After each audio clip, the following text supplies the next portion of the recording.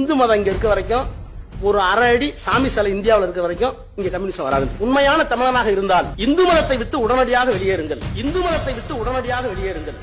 100 வருஷ கோயில் அடிச்சிருக்கேன். இதே டிஆர் பாலு சரஸ்வதி கோயில், லட்சுமி கோயில், இன்னொரு கோயில் என்ன சரஸ்வதி லட்சுமி, இன்னொரு கடவுள் பார்வதி கோயில். இந்த 3 கோயில நான் தான் இடிச்சேன். கடவுளுக்கு எதிரா இங்க ஒரு உண்டியல் இருக்கு இருக்கா? ஆமா. அதுக்கு எதுக்கு சென்டன் வச்சுட்டு ஒரு காவலாளி நிற்கிறான்?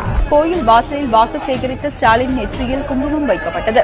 இதனை அவர் உடனடியாக அழித்துவிட்டதால் அங்கு சிறிது நேரம் பரபரப்பு நிலவியது.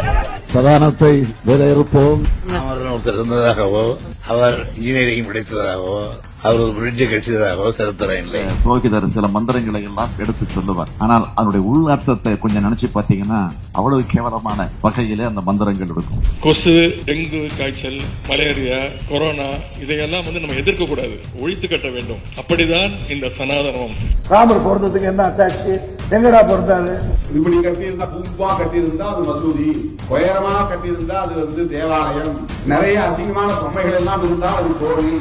ராமர் தடவியதால் அணிலுக்கு 3 கோடு இருக்கிறது என்று சொன்னால் சீதைக்கு எங்கேயுமே கோடு இல்லையே, ஒருவேளை அவர் சீதையை தடவவில்லையோ என்கின்ற ஒரு சந்தேகம் இருக்கிறது.